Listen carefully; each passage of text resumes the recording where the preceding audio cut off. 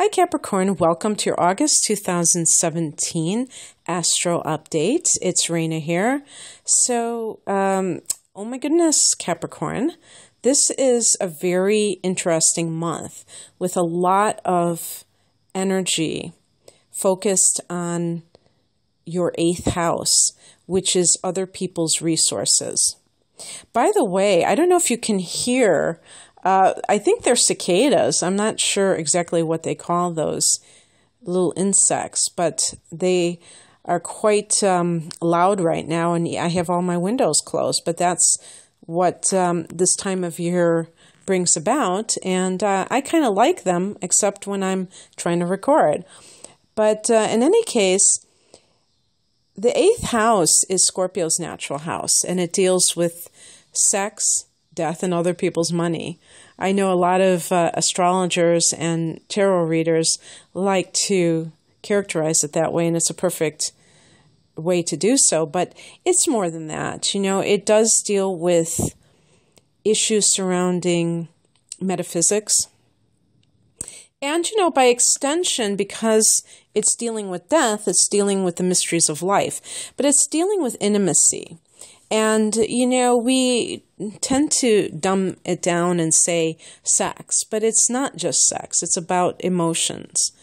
And because you're seeing the sun go from Cancer, which is your opposite sign, and therefore the 7th house, and it's going to be in that 7th house most of the month, going into that 8th house, for those of you who have had any kind of marital issues, and I'm talking about on the negative side, I think that there can be a lot of healing that happens here. And with all these planets in the 8th house, for instance, Venus goes there on August 26th into the 8th house. You know, you can really rekindle something, and maybe it's not even rekindling something. Maybe it is taking your marriage or your committed partnership to the next level. You know, I could totally see some people who have been married, and maybe they've been married for a decade, and it could possibly be because you have children or something like that, where you've kind of lived on the surface. Sometimes I see with the water signs and the earth signs that they tend to adopt traditional roles in their relationships, especially when they have kids. I'm the father, you're the mother. And they never really kind of transcend that. And that can be very injurious to the relationship, because you have to get out of playing roles. And this is also true as parents. You know, you want to be people who see your children as individuals, as well as guide them, not just as I'm the authority figure, and so that's why you should listen to me, but as somebody who has a certain way of looking at things and who can be their mentor, you know, and that isn't being, you know, too liberal or whatever you want to call it with your children. It's just not playing this tired role. And the same thing with your spouse or with your committed partner. You want to have a sense that you're getting to know them on the deepest level, and that you are bearing your soul with that person. That, you know, I think of the Lover's card in the Tarot that shows 2 naked people, and that is supposed to, you know, kind of symbolize intimacy when you're not allowing anything to come between the two of you. And you don't have that facade.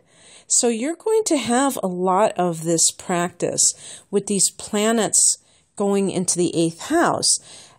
Having said that, it's not necessarily light and fluffy. The 8th house is ruled by Pluto, and that is very heavy. And you could even, some of you may even be dealing with inheritance issues. And this is one thing to make you aware of. Mars is in the 8th house all month long.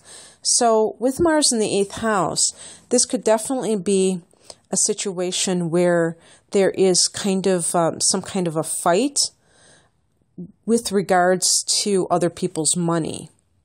I suppose some of you may be going through a divorce, but I see Venus in the 7th house, which is the marital sector, and also kind of sometimes legal situations. And that's going to be for most of the month until the 26th of August. And so that Venus tends to make things more harmonious. But maybe they're harmonious because you're getting away from the person. I don't know. I'm just kind of thinking out loud here. But yeah, so with Mars in the 8th house, I just want to kind of remind you that if there is an inheritance issue, and maybe it's a very clear-cut situation where somebody is taking something that rightfully belongs to you, I would still ask yourself if it's worth it, if it really is going to bring you closer to happiness, because you are going to have this solar eclipse in this house on August 21st, a very powerful new moon. And so things are favorable on that end of things. So I don't know if you have to be the heavy here and try to force somebody else's hand. You also have the North Node in this house for the next year and a half, actually. So there's some kind of like fate that could be associated with money that you did not earn. And I suppose even this would relate to career choices. If you decide to become an investment banker or something where you're dealing with other people's finances, that could certainly figure into this.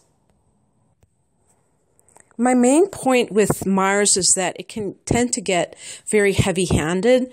And in the 8th house, especially since you're a Capricorn, and let's face it, you're an earth sign. And earth signs like things of this earth. And one of those things is moolah. Okay, so you like money. And if you feel like you have a rightful ownership to it, you may actually be very aggressive in going after it. And what I'm saying is that with this solar eclipse, you don't necessarily have to be that aggressive, and it may work against you. Mars has a tendency sometimes to be kind of on the war path. It is the god of war. So don't allow your desire for some kind of compensation in the area of other people's money. It could be, a divorce situation or what have you, or an inheritance, to kind of alienate you from family, from other people in your life, because it could be like a lawsuit even. Maybe you're suing somebody for something. One thing I want to talk about when it comes to legal matters is that, this is one of those things that sometimes happens with life, and astrology is just one aspect of life where there are contradictions or multiple things are included. Actually,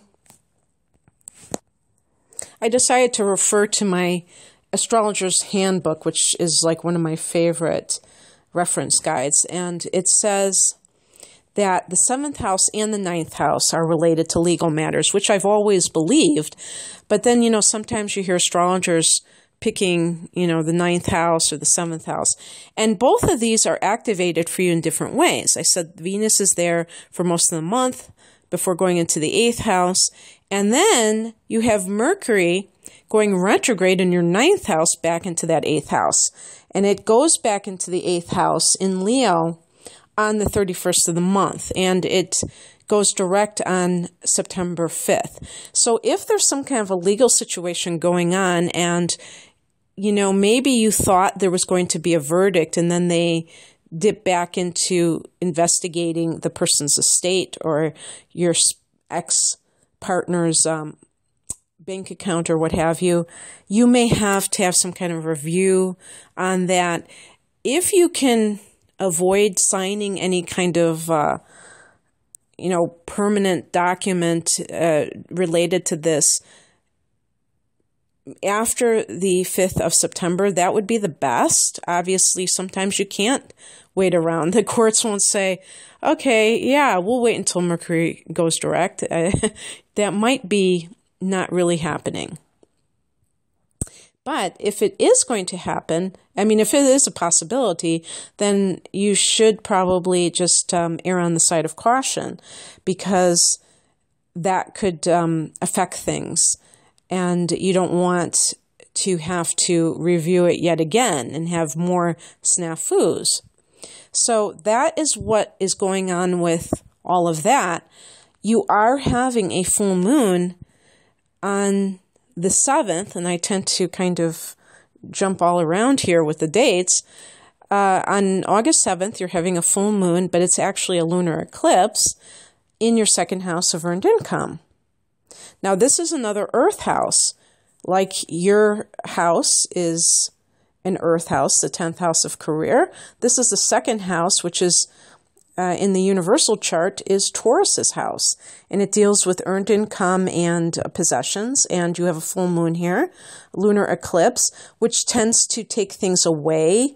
But I don't see that as having to be necessarily the case, that you will lose your source of income at all. I think that it could be just the same as a regular full moon, yet that much more enhanced.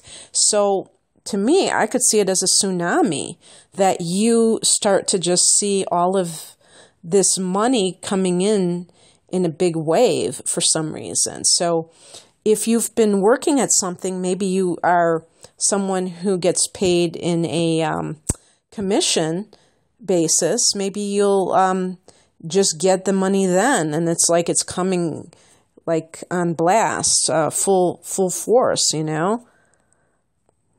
because you guys still have Libra, Jupiter in Libra, and it's in your 10th house of career. So you may have already been seeing a lot of lucky breaks and expansion in your career sector, and maybe this is the money time, the harvest time. And so that's awesome as well.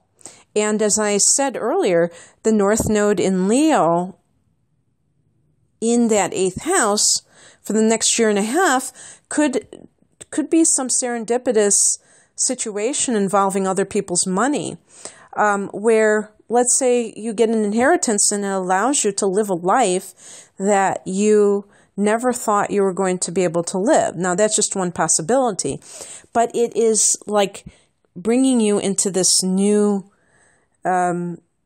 phase of life, or this new area of life that you were not expecting. And it totally changes things up for you, but in a very good way, because you have that solar eclipse too. So all of these things are working in tandem to bring you the life that you really want, Capricorn. And isn't that what it's all about? So I hope you enjoyed this, and I wish you all the best in August. If you would like a private reading, I do have natal chart interpretations, which kind of go into this. If you're watching this as a Capricorn sun sign, this is not, your rising sign is what determines your chart, and that's due to your time of birth. So all of this is, solar stuff. And I should have mentioned that this is for Capricorn sun and rising, but it's a general reading. So if you would like something more tailored to your particular chart, I do have a special on my natal chart interpretations, as well as other readings, and you can go to rainamoonastrology.com for that. The link is below. And I really wish you all the best in August. Take care. Bye.